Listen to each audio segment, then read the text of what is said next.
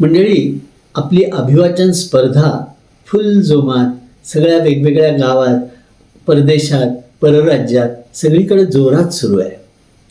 पण लोकांना एक प्रश्न फार पडतो, नाही हो, आम्ही जी संहिता निवडली आहे अभिवाचन करण्यासाठी ती थोडी कमी पडते. तुम्ही 25 ते 30 मिनिटं म्हणतात, खरं म्हणजे आमचं जे काही निवडलेलं साहित्य आहे ते 15 मिनिटातच संपून जातं.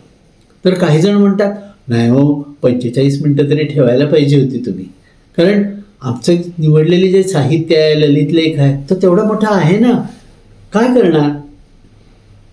तर मंडळी, अशा वेळेला काल मी सांगताना 2 शब्द सांगितले होते, एकतर जोडकाम तरी करा किंवा संपादन तरी करा.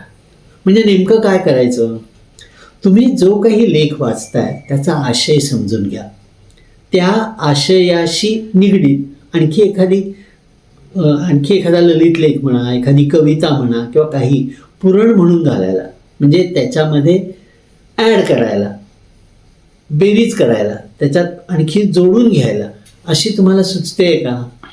तसं सुचत असेल तर त्या 2 गोष्टी एकत्र करा आणि आपला 25 मिनिटं कमीत कमी झालीच पाहिजे ही गोष्ट पुरी करा. अर्थात मोठं ज्यांना आहे त्यांना पण संपादन करून घेणं गरजेचं आहे.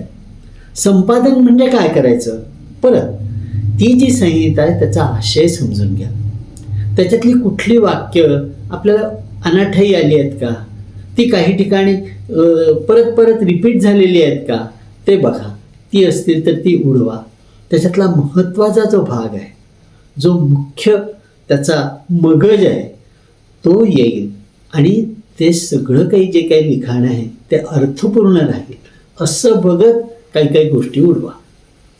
आणि मग ते एकत्र केल्यानंतर जे तयार होईल ते तुमचं संपादित असं आवृत्ती त्या साहित्याची असेल. तेव्हा ह्या 2 गोष्टी तुम्हाला अभिवाचनाचा वेळ पाळण्यासाठी आल्याच पाहिजेत. समजलं? काय वाटलं तुम्हाला? कॉमेंट बॉक्समध्ये लिहा. हा व्हिडिओ लाईक करा आणि आमचं चॅनल सबस्क्राईब करा.